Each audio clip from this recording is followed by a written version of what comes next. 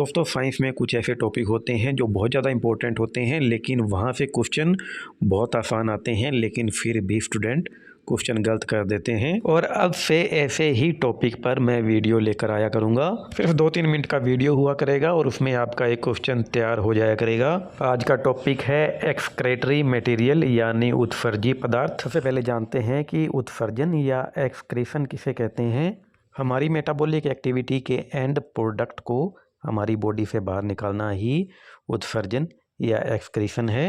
और इनमें mainly nitrogenous substance होते हैं जैसे कि यूरिया, यूरिक एसिड, अमोनिया इत्यादि। इसके अलावा कार्बन डाइऑक्साइड, कई तरीके के लवण या साल्ट होते हैं। इसके अलावा काफ़ी मात्रा में पानी भी होता है।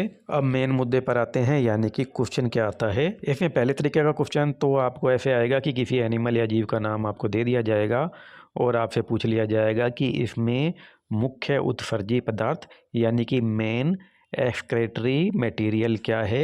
जैसे कि अगर आपसे मनुष्य के बारे में पूछा जाए तो मनुष्य में मेन जो एक्सक्रेटरी मटेरियल है वो है यूरिया।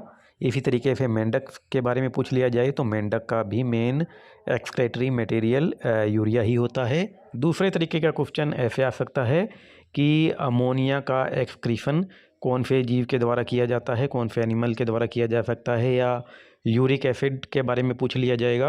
अब दोस्तों जानते हैं कुछ इंपॉर्टेंट पॉइंट के बारे में। सबसे पहले जो अमोनिया का एक्सक्रीशन करेंगे उन्हें हम अमोनोटेलिक कहेंगे। जो यूरिया का उत्सर्जन करेंगे हम उन्हें यूरियोटेलिक कहते हैं। और जो यूरिक एसिड का एक्सक्रीशन करेंगे उन्हें हम यूरिकोटेलिक कहते हैं। अब हम जानते हैं कि इनमें से कौन से एक्सक्रेटरी मटेरियल की टॉक्सिसिटी ज़्यादा होती है, यानी कौन ज़्यादा विषैला होता है।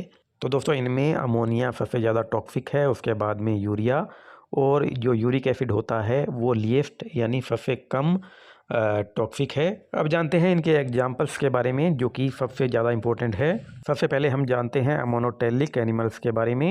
इसका पहला एग्जाम्पल है एक्वाटिक इंसेक्ट यानी कि जलीय जो कीड़े मकोड़े होते हैं। दूसरा एग्जाम्पल है एक्वाटिक एम्फीबिया यानी ऐसे एम्फीबिया उभयचर जो हैं जो कि जल में रहते हैं। इसके अलावा बहुत सी बोनी फिशेज जो होती है वो भी इसका एग्जाम्पल है। अब जानते हैं यूरियोटेलिक एनिमल्स के बारे में। सबसे पहला और सबसे बड़ा एग्जाम्पल तो इसका मैमल्स है, यानी कि स्तनधारी जो होते हैं वो यूरियोटेलिक होते हैं। इसके अलावा मैरीन फिश यानी कि जो समुद्री मछलियाँ होती है वो भी यूरियोटेलिक होती है। मैनी टेरेस्टेरियल एम्फीबिया यानी कि ज़्यादातर जो स्थलीय एम्फीबिया है जैसे कि मेंढक जो है वो भी यूरियोटेलिक है। अब जानते हैं यूरिकोटेलिक एनिमल्स के बारे में। मेनली इनमें जो पक्षी होते हैं यानी बर्ड्स जो होते हैं वो यूरिकोटेलिक होते हैं। इसके अलावा इंसेक्ट यानी जो कीड़े मकोड़े होते हैं वो भी यूरिकोटेलिक है। इससे पहले आपको बताया था कि एक्वाटिक जो इंसेक्ट होते हैं यानी कि जो जलीय कीड़े मकोड़े हैं वो अमोनोटेलिक होते हैं। इन दोनों में काफ़ी फ़र्क है। अगला एग्जाम्पल रेप्टाइल्स है जैसे कि सांप वगैरह जो होते हैं।